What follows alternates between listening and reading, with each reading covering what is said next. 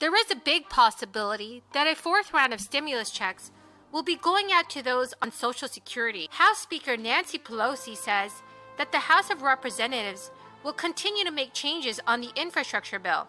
This is really great news for many Americans. Friends, here's your fourth stimulus check update, and please make sure that you are subscribed to The Congressional Progressive Caucus got the best of House Speaker Nancy Pelosi and President Joe Biden yet again, after the pair pushed for a vote on the infrastructure bill before Biden's climate summit in the UK next week. The caucus forced the House to put off a vote on the bill. The group and Chairwoman Representative Pramila Jayapal are demanding more progress on the passage of Democrats' reconciliation spending plan before they will allow the bipartisan infrastructure bill to be passed, because they do not trust Senate moderates to pass it. The reality is that while talks around the infrastructure bill lasted months in the Senate, there has only been serious discussion around the specifics of the larger Build Back Better Act in recent weeks.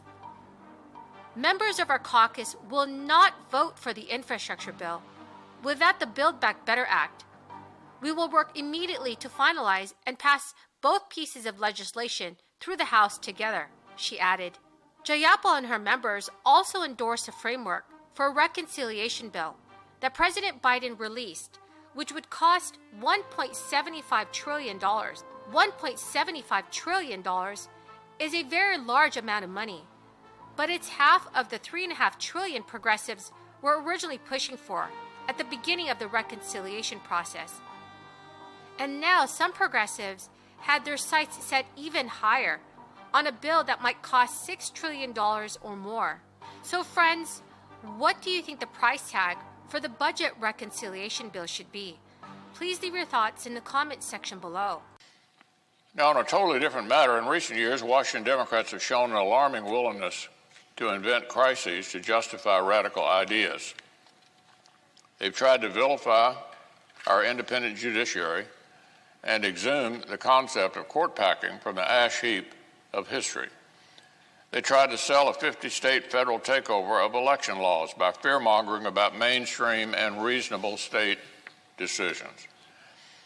And when it came to an actual crisis, a once-in-a-century pandemic, Democrats didn't even try to conceal their intentions, as the House Majority Whip put it back in March of 2020. It was all, quote, a tremendous opportunity to restructure things to fit our vision. With unified control of government, they bragged this spring about passing the most progressive legislation in American history. This first spending spree expanded federal supplements to unemployment insurance so massively that the best choice for huge numbers of skilled American workers was simply to stay home. Stay home. The whole thing was an avalanche of cash that stunted our economic recovery and, of course, accelerated inflation. Now Washington Democrats are behind closed doors again, assembling an even bigger reckless taxing and spending spree. It's meant to be a Trojan horse for permanent socialism, conclusive proof that the radical left is calling the shots in today's Democratic Party. I've talked about the laundry list of left-wing boondoggles that our colleagues are packing into this plan. At the heart of it all is one simple and dangerous assumption, that American families ought to be more reliant on. The price needed a drop because Senators Joe Manchin and Kristen Sinema, as well as other moderates in the House and Senate, were very concerned about spending too much money as the economy is coming out of this crisis. Neither Sinema or Joe Manchin have endorsed the Biden reconciliation framework yet. Democrats do admit that there is still a lot of work to do to turn the president's proposal into a final bill that will pass both the House and the Senate. Any one senator or just a handful of House members could tank the whole endeavor.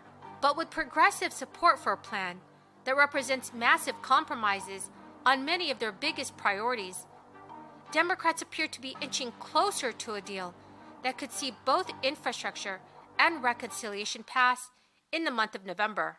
Representative Ilhan Omar stated, "We are excited about the framework.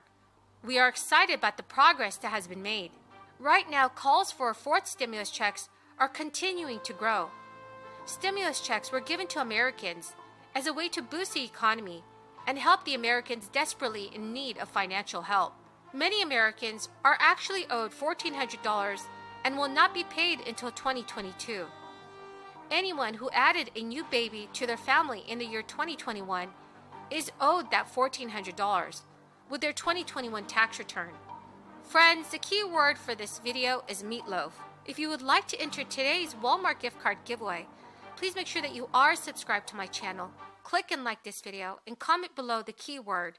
California and other U.S. states are still doing stimulus packages for their state residents. California expects to send out 9 million second Golden State stimulus checks, while 4.5 million are still owed $1,100 from the state checks from the first round. A third round for California has not yet been announced, but it is not out of the realm out of reality. The state of Florida is also giving its residents who are teachers stimulus checks worth $1,000, and Connecticut is giving residents that join work after 8 weeks off unemployment $1,000. The Social Security cost of living adjustment for 2022 could be the biggest in decades. However, that increase to monthly checks will not be sufficient. So in a letter sent to members of both the House of Representatives and Senate this week, the Senior Citizens League is ramping up its calls for new $1,400 stimulus checks to be sent at once to Social Security beneficiaries only. Next year's Social Security COLA is projected to be at least 6%, driven by rising consumer prices. That would be well above the 1.3% increase beneficiaries saw in their monthly checks this year. Yet that increase may not be sufficient to help recipients, some of whom had to cut back on their spending on food or seek aid from food pantries or Supplemental Nutrition Assistance Program benefits. So friends, do you agree with me that Social Security beneficiaries should receive a fourth stimulus check? And if you would like to enter, please make sure to click and like my video. Make sure that you are subscribed to my channel and comment below the keyword from this video.